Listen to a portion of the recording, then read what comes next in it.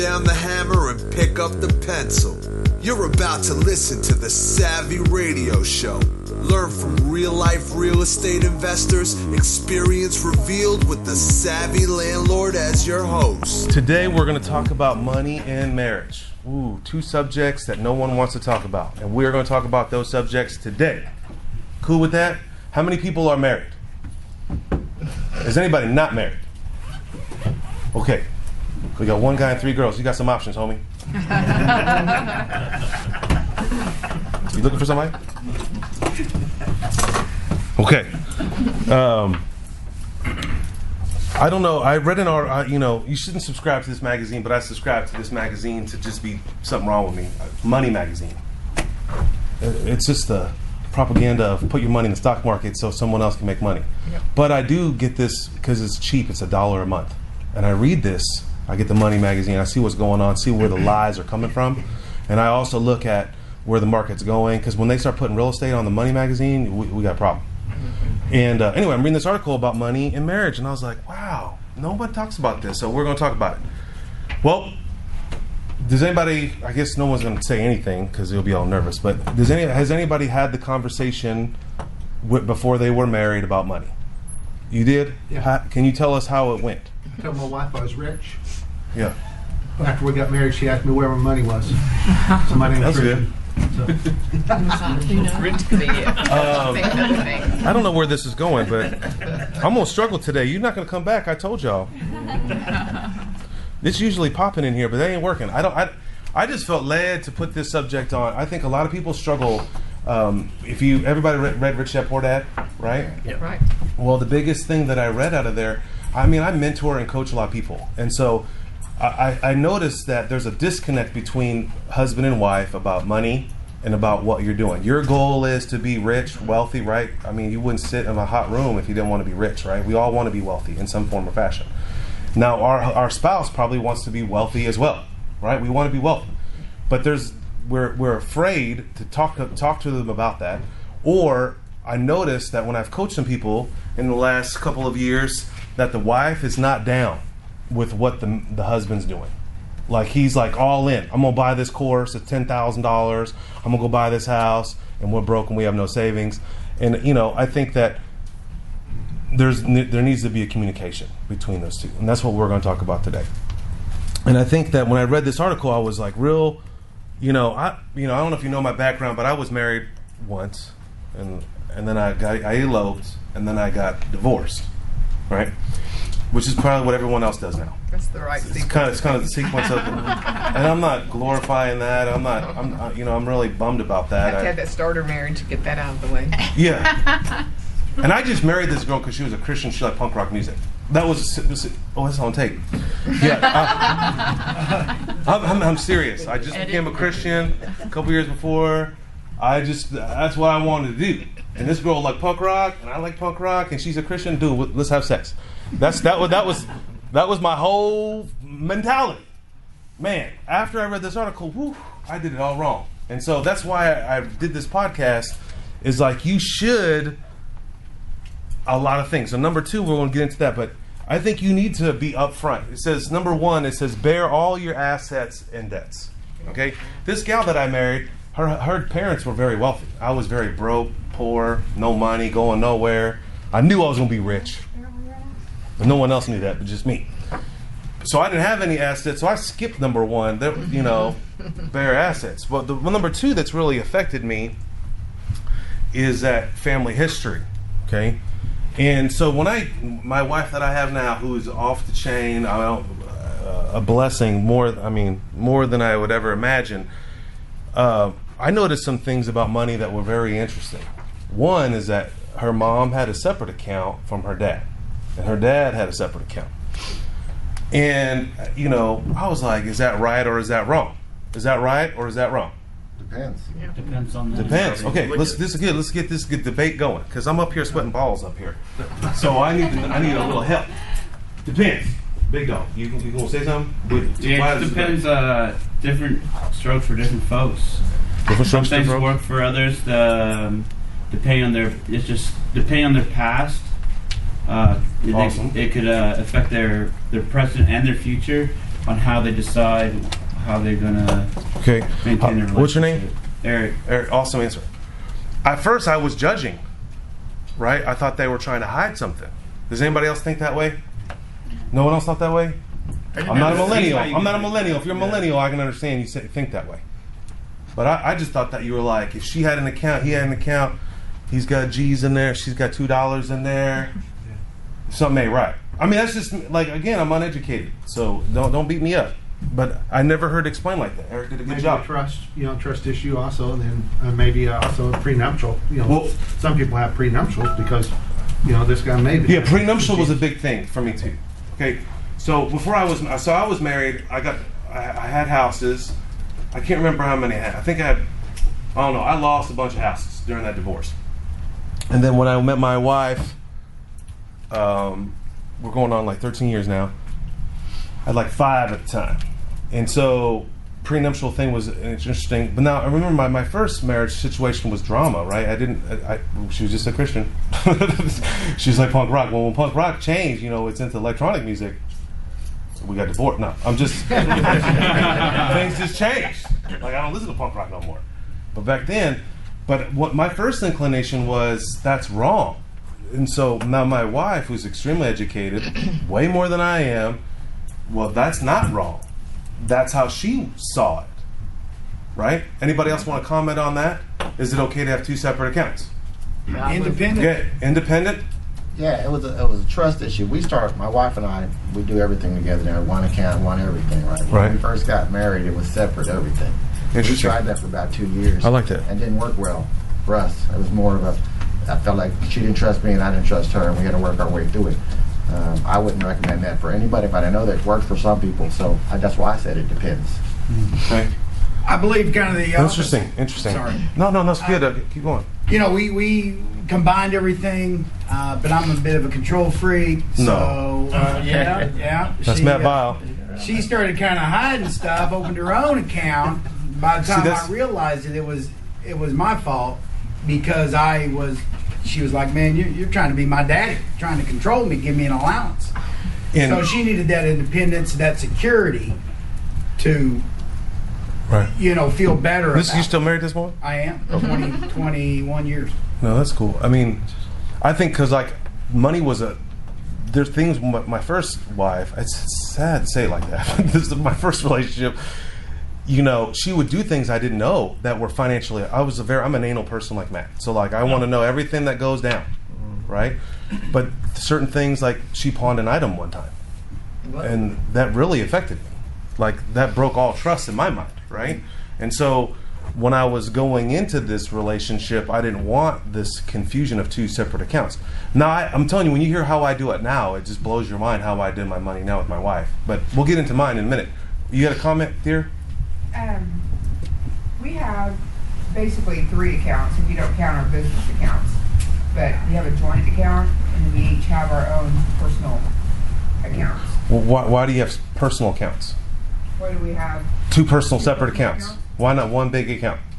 Well, because I'm like him. I mean, to me, it's a control thing. I don't want somebody telling me, whether or not I can go get a drink or something. Does your husband work? Yes. Does your wife work? She does. Okay, you have 1 account or 2 now? Well, I have multiples. We got to join. Well, no, but I mean, we'll get into some structures here in a second. She's got her separate account. All her paycheck goes in. She's got a couple of budgetary items. In her account? And she handles all her finances. Now, how was yours? I was going to add to that, our finances are together, but we do have little accounts for, and the only reason we did that was I couldn't buy her a gift without her knowing, and vice versa, right? So we have little separate. Oh, the old gift technique. Right? The old gift. I'm just playing. I know this is a sensitive issue for people, right? I'm just oblivious to it. I just thought it should be this way. When someone had 2 separate accounts, I thought you were sketchy. Already one person. You don't want her seeing the actress. I've got to let her make her own mistakes. Right? Okay, Matt Vile and I, we're on the same page. Okay, anybody else want to talk about that? Because I'm going to tell you how I do it. I'm not saying it's right or wrong. 32 years we've been married. We have the same account. The only separate accounts we have is a business account, but we're both joint accounts on it. So. Okay, I'll weigh in on it. It works great. Okay, I can't wait to tell you how I'm doing it. Well, if you bring separate property to the marriage, like you inherited some property. Or you all right, we're not talking about the law. We'll get into that in a minute. But this is why people. Well, that's my answer why I do it this way now. But I'm gonna answer that way. Yeah, I'm high economic value as well. I like to know everything that's going on, and family history. You know, my wife, we're married 2 years now. We've been together 10 years. She had different upbringing, so she she trusts me in like whatever's going on with business and all that. But we do. So going into it, it was kind of she preferred separate. I was kind of like, well, I'd like to know what's going on. Not a big deal, but we did end up doing. We have like a joint account we both contribute to. And we still have our both separate to where she can feel she has that independence, and I have mine too. And there's no trust issue at all in it. We're just trying to find that happy balance with my economic value, where I want to know. So the main thing is a trust issue. Okay, so remember, I didn't have a dad, so I only had a mom, and then she had a mom and dad, and they had separate accounts. So I was judging her, right? Of a fear thing. Sure. So then it was a big debate because I was married before. I have assets. I'm in real estate. I have some equity. I'm moving, and she's broke, got no job. I mean, she's in college. I'm just saying, bringing debt to the deal. I'm like, whoa, hold on now. I'm debt free. But this is how I figured it out. This is where the attorney in me come in. It's all hers anyway. It's all hers anyway. We're 50-50 on it's common state law, right? No matter what I do. We're not a community property state. We're not? No. But it's hers anyway, right? No. Well, anyway, that's how I think of it. I'm married. Okay it's all hers anyway, right? Yep. So, we do it like this. She does not have a job. Now, when she had a job, when she was working in the hospital, we kind of had one account, and we managed that one kind of account. That's our when we got married, it was a struggle kind of thing. I was like, okay, we just need to have one account so we can be accountable to what's going on. Like, I'm not going to go buy a 4-wheeler without her knowing. Now, I wouldn't do that anyway, but every man wants one, so just get that out there on the table. But think about it. But I hear guys just do shit. No, I can't believe that, Steve. I hear people go buy RVs without telling their wife. Yeah. I mean, that's just sinful in my world. Yeah, that's bad. Okay. Now look. I'm gonna give you $100 for your clothes. Hey, I want $100 on my clothes over here. So this is how we do it. Now, the business. I run the business. We got a bunch of accounts on the business. There's never a confusion. My wife has access to everything at any time. Does she ever touch that stuff? No, she has no need to. But if she wanted to, if I died, I want to be very quick to give it to her. We had like one big account. That was our account when we got married. And then I have her own little account on this side where I transfer money into that account. So my salary comes in to the big account, and that account goes into her account because we're on a budget. Now, I started the budget real low in the beginning, and then it kind of juiced up after time when she kept calling me all the time. Hey, I'm at Chick-fil-A. I'm like, you shouldn't be there. But, and it has worked fine for us. Now, but the thing is, in my world, it's an open book deal. I don't want to have a separate account, and I would never open an account without her knowing. I'm not saying that that's right or wrong, but if you look, I'm a hypocrite because I judged. Because reality, I kind of manage all the money, and I kind of have a separate account. But just whatever works best for you. I just think that when it comes down to money, and there's no right or wrong answer. But what number 2 says on here, it says family history. I really was judging my wife before we even got down to the nitty gritty. And that's the problem. I think that we're assuming that we should do it this way because mom and dad did it this way may not necessarily be the new way. I was at a closing today. I thought this was extremely interesting today. I learned today. I've been closing a couple houses lately, and this other title company I'm not a fan of, they always try to wire me the money. I'm like, whoa. Look, I'm 40-something years old. I don't need you to wire me the money. I want the check. Because I like to take a picture of it. And I can keep a paper trail. Because I got this thing called the IRS.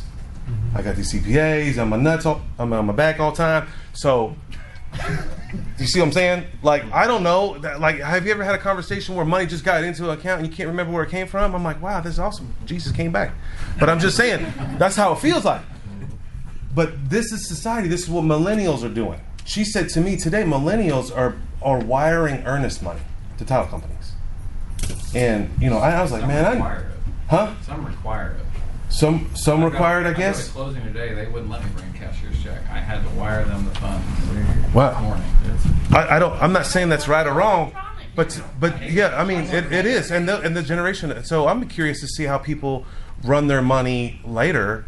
But I think the number one thing is like when I do my taxes, my wife probably She doesn't operate my business. She doesn't work in my business.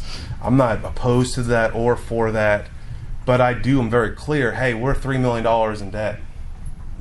Is that cool? Yeah, all right, let's keep on. Now we make this much money a month. Oh, okay. You like that though. You like the Kia minivan. All right. With automatic doors, yeah, that's a payment. And that's coming from real estate. And so when we're up front with it, it's cool, right? But where we get confused, and you gotta go back and look at the history and find out where it comes from. Mr. Nix, you can have a seat right here, VIP, homie. Good. Go ahead. All right. You late, man. 20 minutes. All right. What I read in the article, it said, don't be a stickler. So, at first, I had to go to marriage counseling because I was divorced, okay? And then that subject came up on money. Now, money's a big thing in my little world, okay? I got a little tiny world. Money's a real big thing in my world. And so what I realized when I went to marriage counseling, the chick was like, the lady behind the thing, she was like, okay, she punked me real hard on this one. She's like, Steven, I'm like, hey, how much? She's like, how much do you think a raincoat costs, or a winter coat for a female, for a lady? I was like, that's an easy question, girl. How much do I pay? Ross, I'm like, thrift store. I'm like, how much is it gonna cost me? For, I don't know, $60. That's high. She's like, oh no, $160. I was like, what? That could tell you where the expectation level of my mind was about money. And that's the problem with marriages and money, is people become a stickler, right? I think that you need to be consistent. Like, I want these things, right? Let's say I'm not into clothes, okay? My wife likes clothes. I think a lot of ladies like clothes. I don't know why. Like, I like to wear things more than once, but women have a different perspective on that deal. No dry cleaning bills. Yeah. And this thing called H&M, if you study about H&M, they're called the throwaway clothes. Anybody know about that? Yeah. Yeah, I mean, that's killing Bangladesh. I don't want to get in that. So, some people, I realized that my wife's background, her parents kept their money separate. And I was already, we're on that.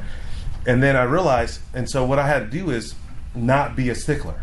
And so then I was like, okay, if you want to buy this $160 deal, rain jacket, coat, whatever, we just need to set a budget.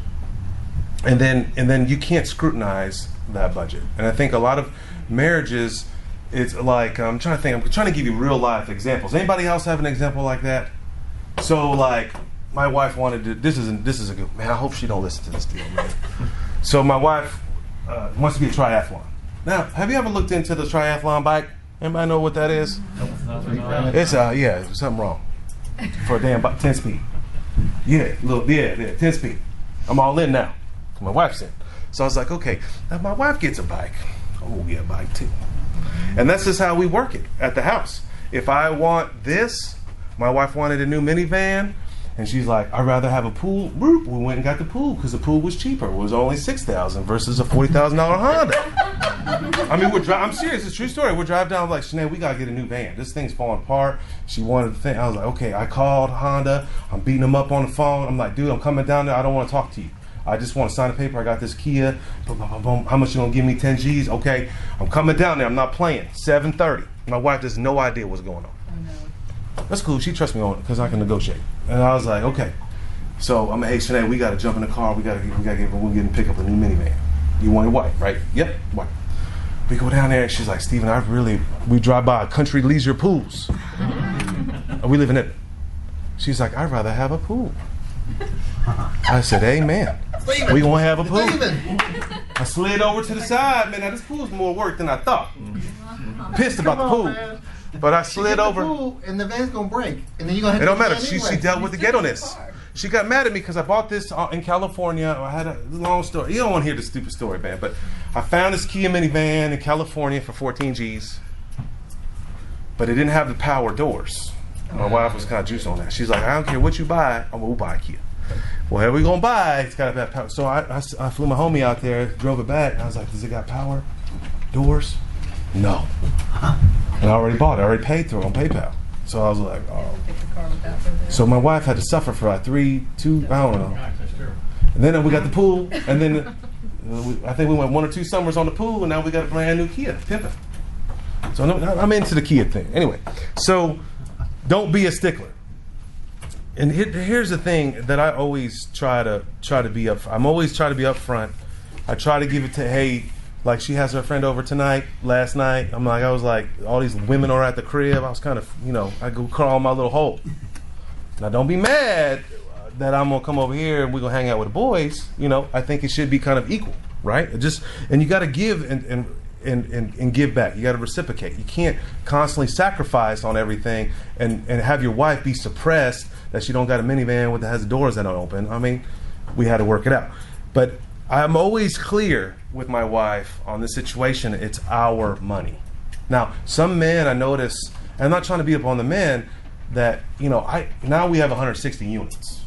Okay, when I go back and look at when I met my wife, I only had 5 houses.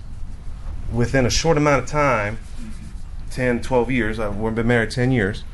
I mean, right? Now, we have 3 beautiful children. My wife, I think, now if you look at it mathematically, man, I'm the breadwinner, right? My wife quit her job 3 years ago.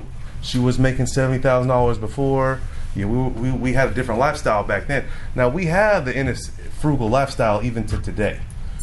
But I couldn't have done all that without my wife, right? And so I always remember, I mean, it's our money, right? It doesn't matter that she doesn't cash that paycheck. She does something that's more valuable. And I think a lot of men, no disrespect to the men or to the breadwinner female in the bunch, is like why we're married. We're married because we're one, and you got to educate them. I mean, you got to educate together as one. And so when I was back, we were sacrificing pretty heavy. My wife was like, "When can I quit my job?" Now, right now. But that's the sacrifices you make because we're on the same page because this is the freedom that we want to make. And that's the problem, I think, with relationships and marriage and money is that we're not on the same page. So I read this thing one time. It said, this man, now this is the problem with men, okay? A lady will say something, I want this, and the man automatically goes into super duper mode and goes out and tries to get whatever they want. Is that pretty typical? Would you agree with that? Because we're always trying to, even though we've won her hand, we try to do it. I mean, just mentally, right? So I was reading the story of this guy, this lady. They were living in a mobile home, and this lady, she was pissed. She hated it, and I get it. Mobile homes are not too fun. I don't know if you've ever lived in a mobile home. It just doesn't seem like a great environment. It's like a tin can. And so if you live in one, that's okay, but it just doesn't seem like an environment that you want to raise some children on, some stuff. There's some conflict in there. There's some stories in there. But this husband was sacrificing. Their payment for that mobile home was only $300 a month. Now the wife wanted OG house that's $1,000 a month with the pool, right? But in his world, he was sacrificing, and in her world, she was extremely angry. That I cannot believe that you made me live like this, right? Now, what went wrong with the relationship? He did not tell the vision. This is what you need to do in your marriage. No, I'm not giving you counseling. I'm not even a good counselor. Number one, the man looks at the vision. Like I knew I was going to be at the level I'm at. I already knew. I already knew I was going to be in real estate. I already knew how many units I have. I can tell you right now, I can give you my 10-year plan right now. I'm telling you, call me in 10 years, boom. It's going to be bigger than I thought it was. Because this is how most men, not all men, and women too, have a bigger vision. The wife, she was only having a short-term vision. And I understand. She's standing in the house, cooking, cleaning, or whatever. I'm not trying to be chauvinist. You got to deal with me, folks. I'm sorry. But does that make sense? And I think where the disconnect is that we're not communicating to the spouse what we're trying to do. Number one, most important thing. So that's what I've learned, that like if you want, and this is what I found in Rich Dad Poor Dad that really just affected me. He says this in his book somewhere plainly, you will never succeed if your wife is not on board. That's just VanCauwenbergh translation. Okay? And I'm glad you guys are a couple? Yes. We're engaged. Yeah. Huh? Engaged. Oh, you can go to marriage counseling. And you write this book down. Get your pen up. His Needs and Her Needs by Harley. Everybody should write that book down. His Needs and Her Needs by Harley. After I got divorced, somebody handed me that book. I was going to pimp slap them. I wish you would have gave me that book before. And that book basically is called How to Build an Affair-Proof Marriage. And it isn't talking about an affairs, but what it talks about is like how do affairs happen. And we don't have enough time for the affair deal. But I'm just used to fascinating how affairs happen. And it's usually with some butt ugly guy. It's just crazy. It's not because he's so sexy.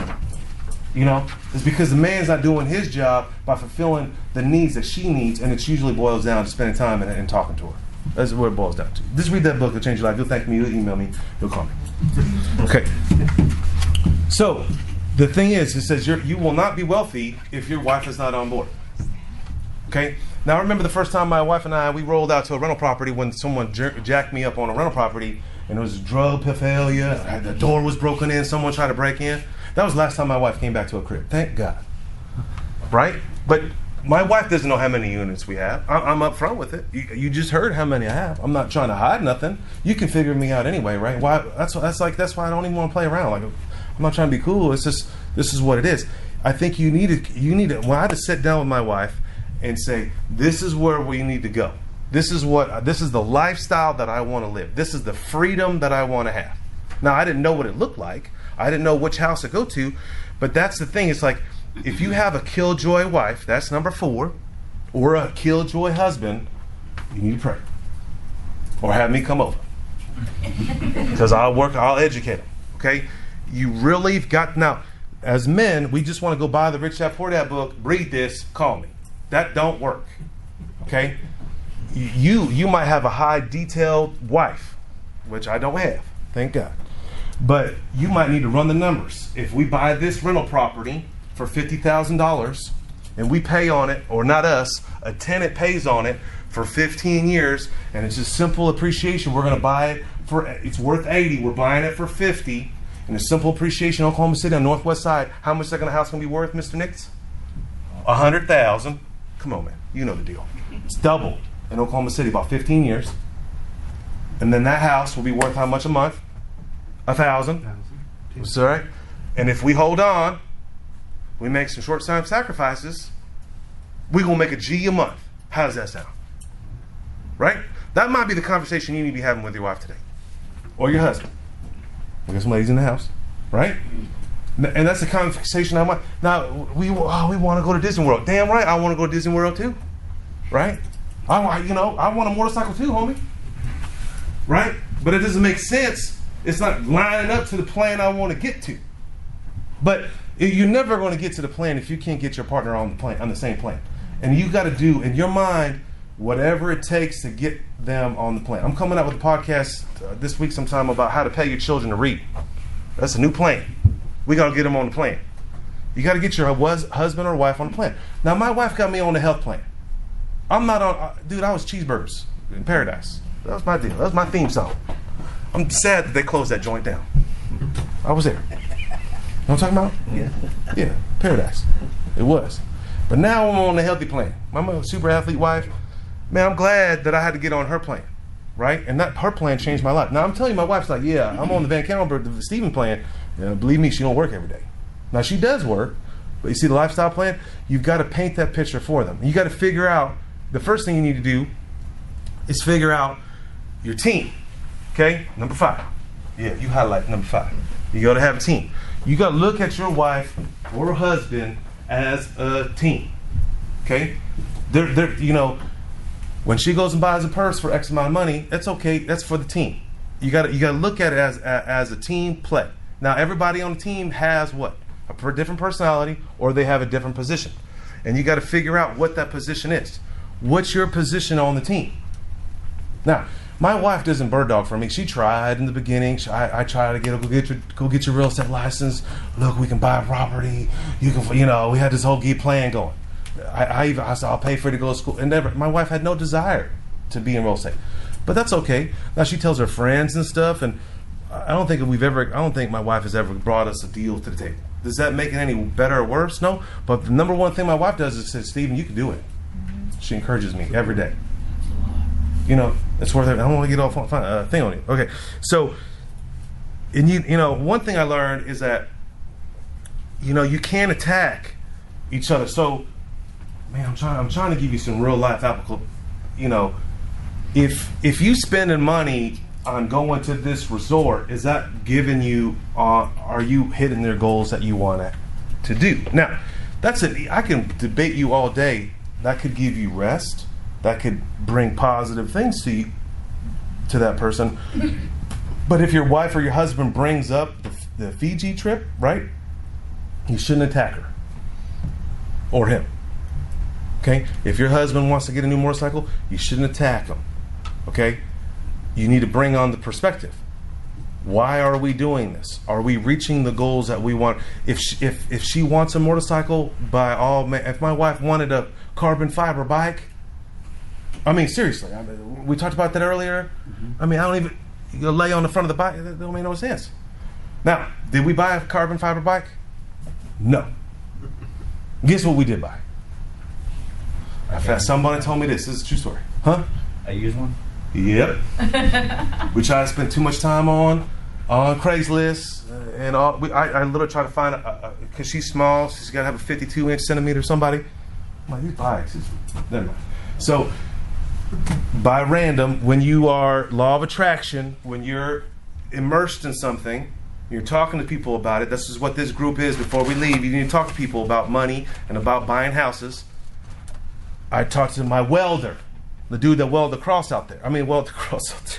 Weld the red tree out there. I'm talking to him. He doesn't look. He rides bikes. He's a triathlon. You a triathlon? No way.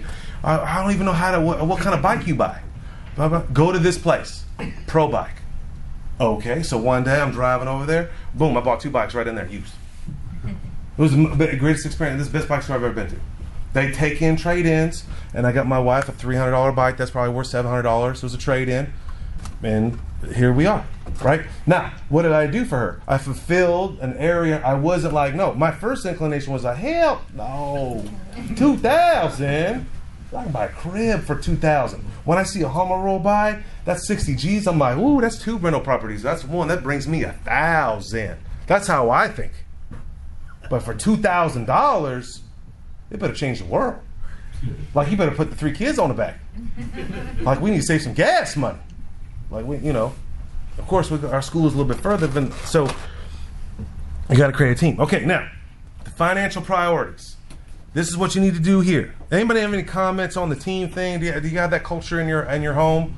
Does anybody have the team culture in your home? How do you foster that, Mr. Cross? Do what? How do you foster the team? I know your wife is kind of involved, but I don't see her around anymore. No, she says, you go. So she's the support team. She's the support team. Now his wife, Rebecca, she was like, y'all, tag team, back again, ding, ding, ding, ding, ding. They were all in it. I mean, she scared me. I'm like, whoa, I don't buy a deal from her. She was, rah. We got 2. And you got a sweet little husband. Hey, y'all want to buy a house? I don't know what I'm doing. But, rah, we're going to make it work. How? He's like, how? I just want to go paint cribs. And now she's not doing it. Because she was the leader, right? How'd you get that transformation? She did all the admin. So she helped me out with all the admin, all the... Details? All the details. Well, what's her day job? Our day job, she's an AT&T trainer. Okay. So we bought too many houses, and they got to the point where she couldn't handle it anymore. So we hired somebody that handles all our admin now, full time, and then she just manages the admin person. So. Cool. Now, was it? How'd you get your wife on board in the beginning?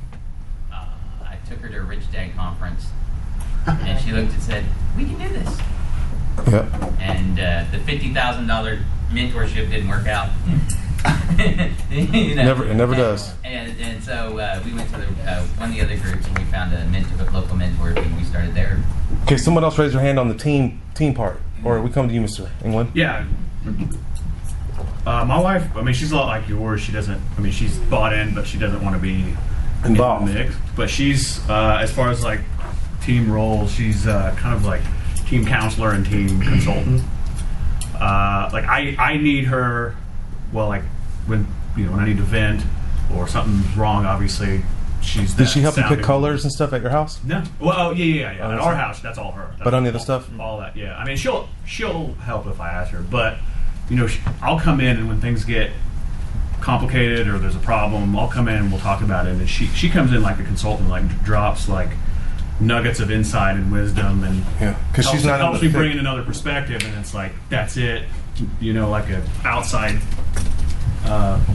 just having that input from the outside, someone who's not even on the day-to-day. I love that. Like, my wife brings in, like, weird stuff, like, things that I would never think about. Yeah. Mm-hmm. Or I think everyone does. Like, my new rule is I'm not doing nothing without someone else looking at it. Yeah. I'm not buying another house without someone come. Brian, can you come by Midwest City tomorrow? I mean, I'm serious. Like a lot of these men in this room have been there for me. My boy back there is about to close a deal. He's got 2 friends that came and looked at him. You should always have a different perspective, and I think a female perspective is even better because he's just accessible for children. Like one time I was somewhere, I don't know where I was, but my wife was like, "You can't do a bath in here." Oh, why would you want to do a bath? Well, we got a 3-year-old. Oh, yeah, we got a 3-year-old. She still takes a bath. So that's a lot of ladies bring in a different perspective. I think protect client also, knowing your client. Yeah, and women usually make all the decisions. If you don't know that, women make all the decisions in every home. It's true. I may act like I'm somebody, but my wife didn't like Kia, I'd be out. We'd have a Honda. But she knows my perspective. Anybody else? Team effort? How do you keep the team rolling at the crib? Okay, we got one back there. We'll get you. Well, we did. We discuss it every week. What our game plan is. Oh, even better. Ooh, I'm gonna give you some tips on that one. But also, I haven't been married for very long. I'm newly married, and we talked about this before we got married because I wasn't really interested in getting married, and he wanted to, and I was like, "No, I'm good." I don't be married to anybody. I see that a lot. But he was like, "I think that we'll work better together." To us, it was more than just a relationship coming together because we were good friends, and I love him and all of that. But to me, it needed to be a business deal. Also, that was me. Do you have prenup on the deal? Absolutely. You do? Okay. Yeah, I do. Just nothing negative. Again, these are out of my scope. When you read Donald Trump, he's got a prenup on everything. But but I have a different perspective on that. He had stuff, and we had both come from bad divorces where I was probably one of the rare women who kind of ended up on the losing end, where I lost more than the guy did, in a divorce, and I was really kind of ticked about it, and we wasn't going to happen again. Sure. So, and he was sort of that same way, so it was just like, what's yours, and we have adult children, and a lot of that kind of stuff has already kind of been assigned, to go to my kids, like I've raised them up in the business. So all that stuff was just sort of separate. Like, this is part of my life, and this is part of yours, and then we're going to develop this other one together, a bigger, better one. Okay. Together. Well, one thing that she said was real powerful, and I think weekly update. Every year my wife and I, we go over in December is like our favorite time of the year. We go over everything that happened in 2017 and all the successes and failures and what did we learn, and then we plan for 2018. What are we going to do? What's going to push us? What's our goals? Okay, Eric, your turn. I was just going to say one of the roles that we play in our team. She's more of the intuitive gut feeling, like, oh, I have a good feeling about this property. I'll do the research and run the numbers and say, hey, I can see why you had a good feeling about this. It's a good property, or say the numbers just don't make sense. Yeah, I love the team. Anybody have a husband and wife team that's in real estate? Pat, you do? Nobody else?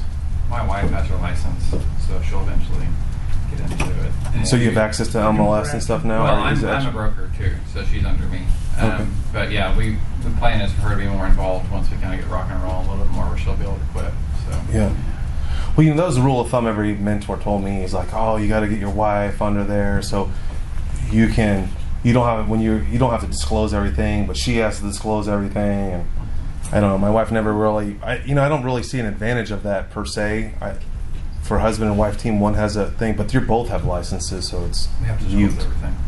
Okay. All right. Good stuff. Number 7, right? Decide your role. This is one thing I found is this: who has the aptitude and who has the interest. When my first go around, I really am not driven by money. I love money. I like it. It's oxygen. We make life go round. But I really don't want to count it, and I really don't want to organize it. I just want to spend it. Okay? So the first time going around, I really wasn't managing the money to the degree that you need to, right?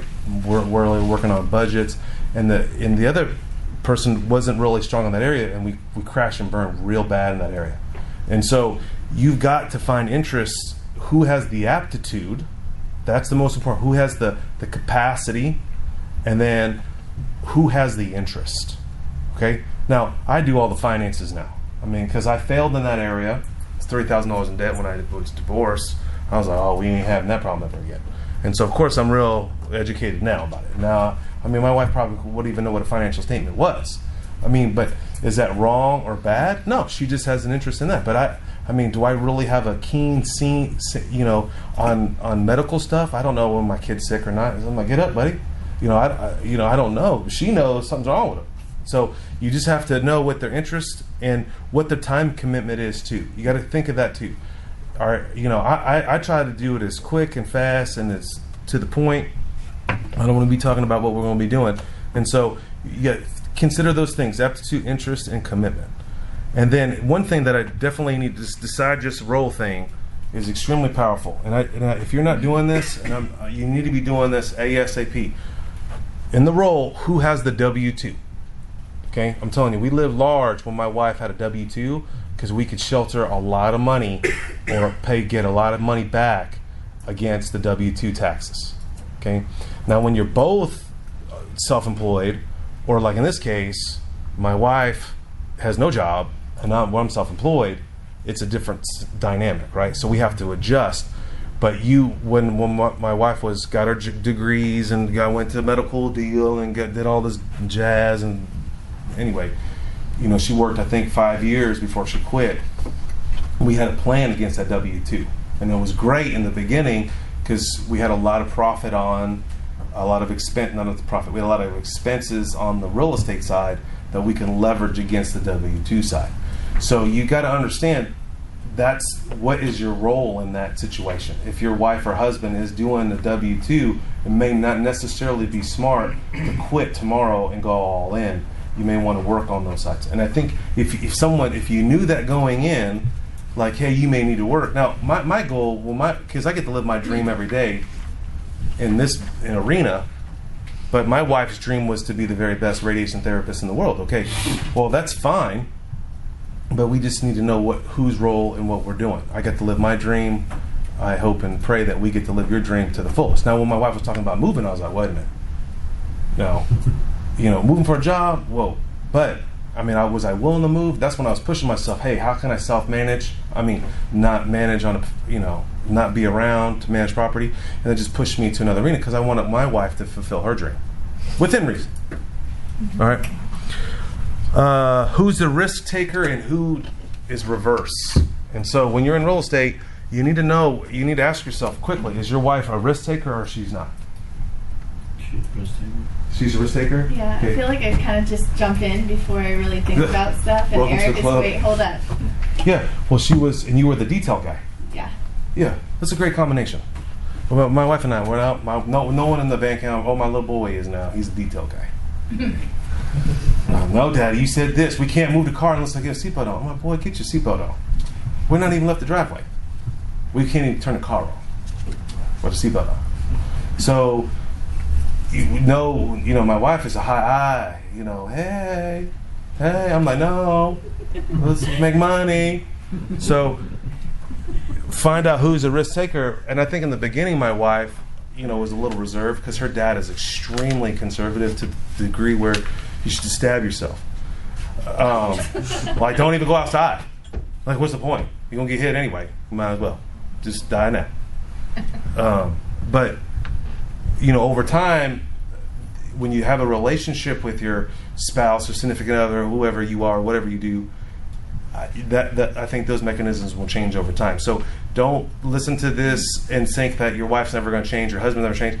They will over time. Okay? If they start seeing checks rolling in, whoa, this actually really works, right? And then you go on bigger and better things if that's what you want to do. Number 8, ask for help. That's right.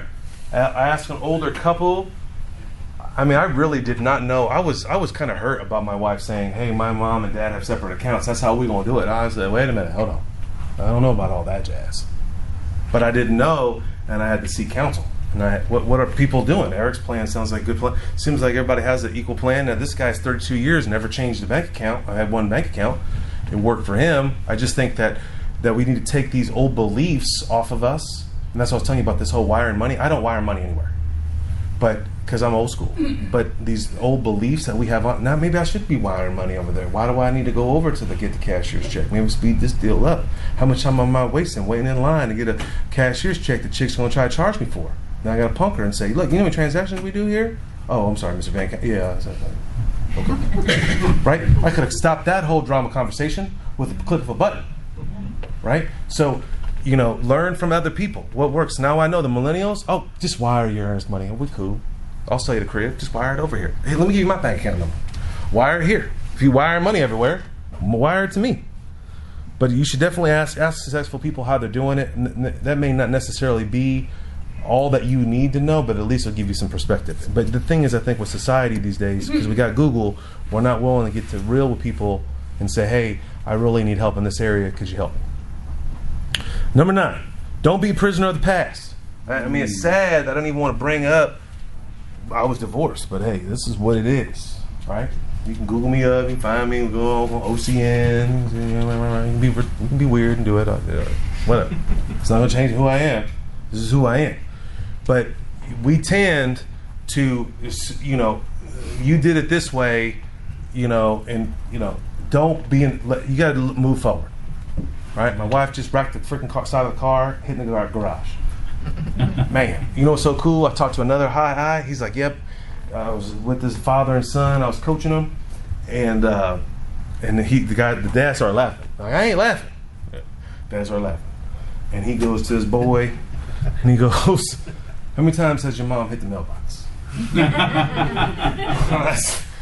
I'm like, how many times has your mom hit the mailbox? He said 4 times. I was like, oh, is this just the beginning? Okay. This is like the 3rd car my wife has smashed the subway.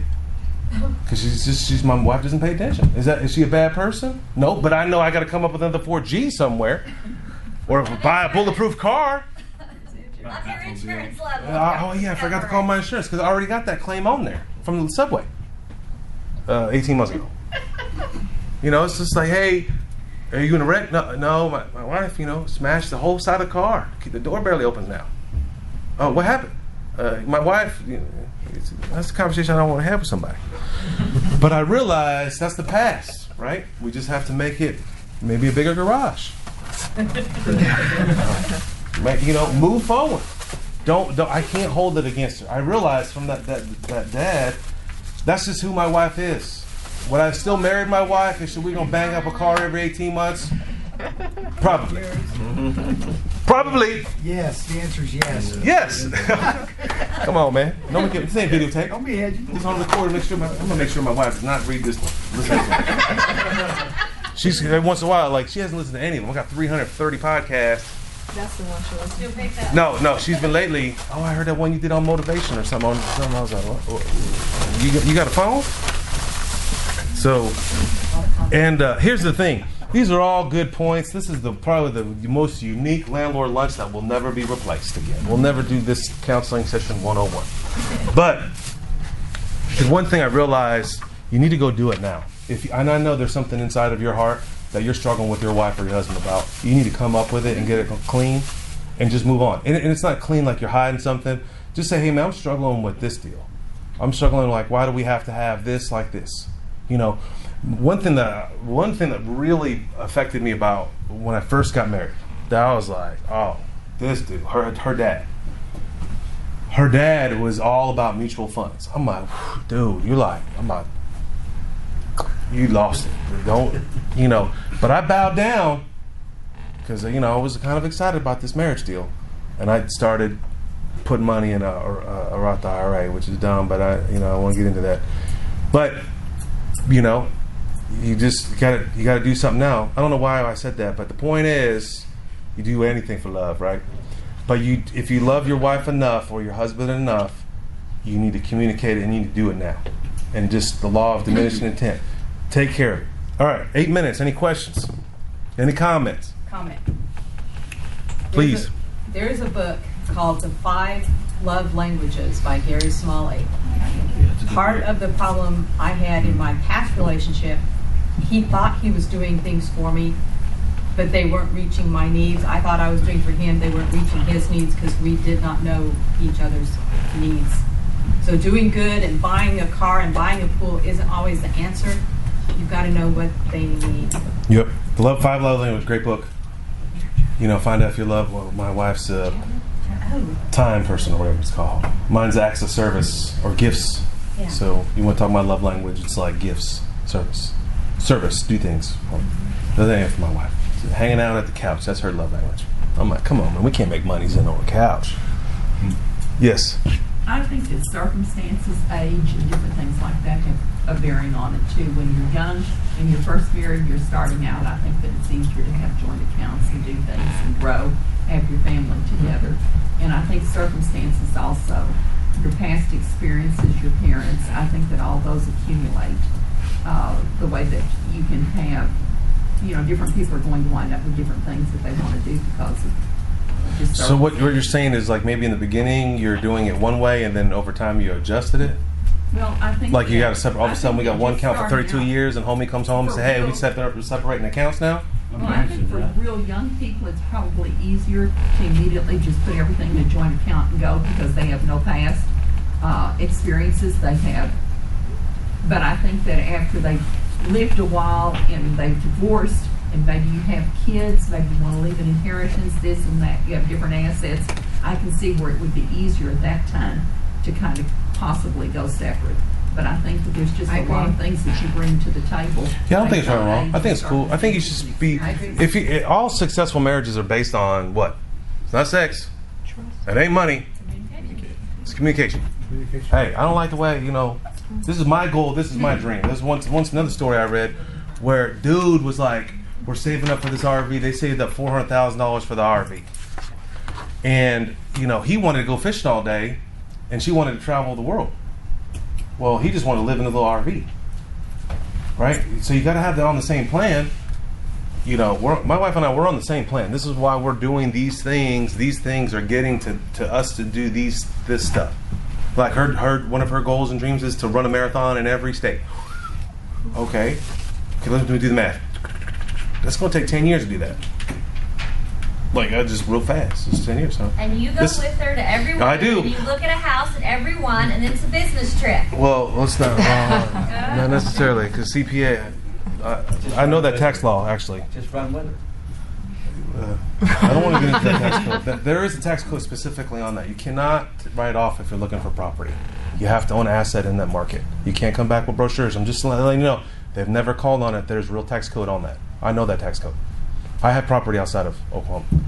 So, but I do loan money somebody in Chattanooga. I loan them money, and guess what I'm going to do next week? July 15th. I'm going to be checking on my asset. No, that's a tax deduction. It's a different way. And my wife's not going to be with me this time. But I'm taking my daughter to the Atlanta Zoo to go see some panda bears. And then we're going to cruise right over to Chattanooga, check on an asset, and then, okay, see you later. That's legal. Within reason. The zoo admission is not included. Sorry. But my plane ticket is. I can't get to Chattanooga without getting to Atlanta. Because I'm cheap. And I'll rent a car. I can't get to the asset without it. Let's not talk about Texas. 4 minutes. Steve? Yo. Back to what she was saying about the financial separations. Okay.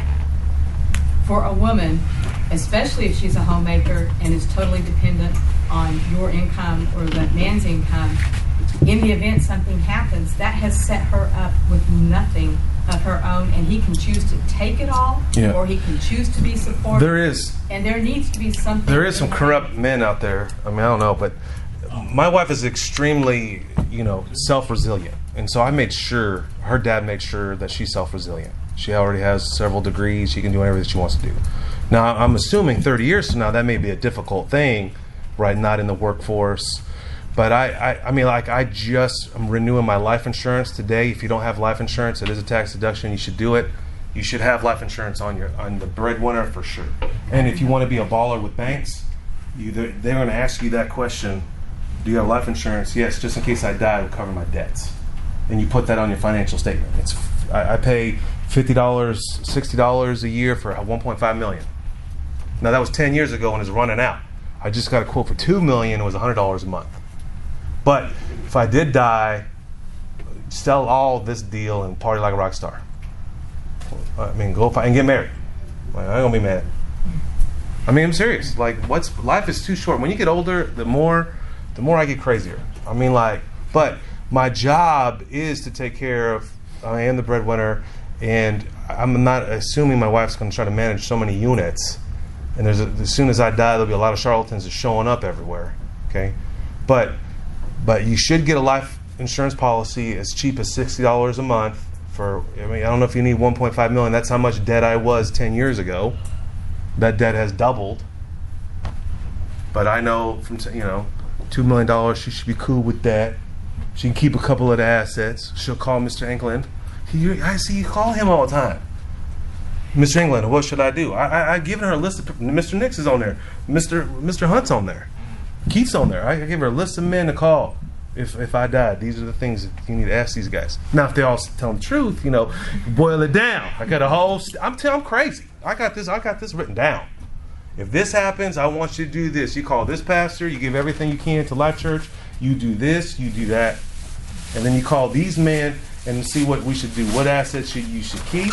What assets you sell. Now, if you want to sell all of them, but I wouldn't, because it's it's kind of a paycheck every month. That's how we live. It's called cash flow. Now, I know you don't know how to spell that, but let me show you. And then get with these men. They may want to buy it.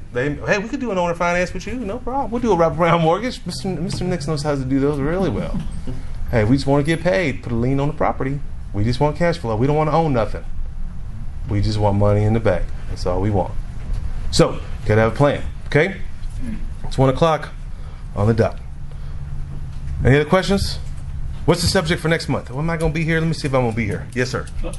Through your life and being married and being in the real estate game, what is the biggest lesson that you've learned that you wish you could have implemented from the start? Great question. What was the implemented from the start? Started earlier. It's possible, but I was already in real estate before I met my wife. Keeping it separate. Not forcing her to be my cohort. I mean, I think that's probably the greatest thing because I really wanted her. I remember when we first dated.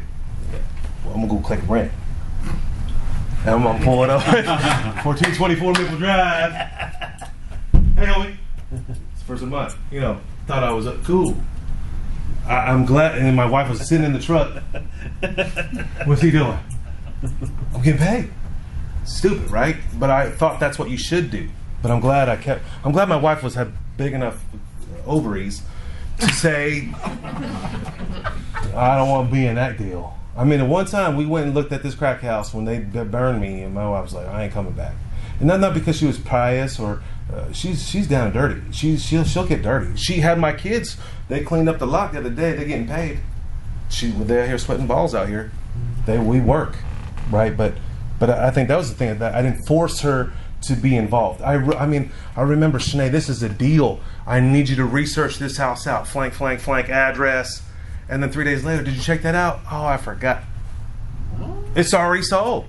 Like, I need somebody to jump on the MLS or the county assessor to, and she wanted to see a TV show and be in it, but I'm glad I never forced her to do it. So if to answer your question, never it's like my children. I introduced motorcycles to him. Now he's not doing it. I'm like, okay. But now he's into football. Don't do that because you'll break your neck. And then I'm letting him do his own thing, and I'm just trying to guide him on the side without pressuring him. That's how I'm with my wife. I'm like, you want to be on the real estate? Hey, I'm going to this thing. I think my wife's been to this thing one time.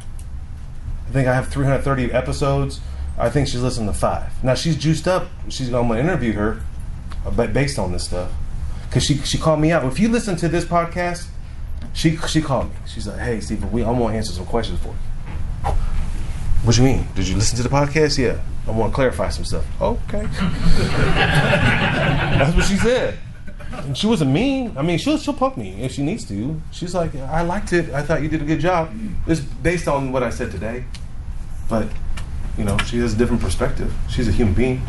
But I think that me not forcing her, we could do more. We can make more money. Oh, you can manage all the apartments.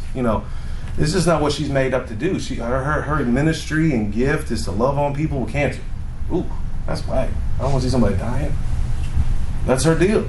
Now, she doesn't even do that now. But when we were married, she was all into cancer. I mean, she's zapping people all day. They're dying. Little babies got cancer. I gotta be crying the minute we hit the parking lot. I mean, she's like ministering to children. I mean, getting paid for it well. You know, she had 3 degrees, chemistry. I'm like, I can't spell the word chemistry. CH something. That's it. I don't know. You know, but I'm glad I never forced her to do anything she wanted to do. Now, there's some times where I'm like, hey, we need to buy this crib. She's like, wow, you know. Now, she trusted me. And some things go well, some things didn't. Some things I've lost money, and sometimes I haven't. Good question. Cool. Thanks for listening to the Savvy Radio Show. Glide online and listen to our other motivating episodes at savvyradioshow.com. Connect on Twitter at LandlordBook and always be buying assets.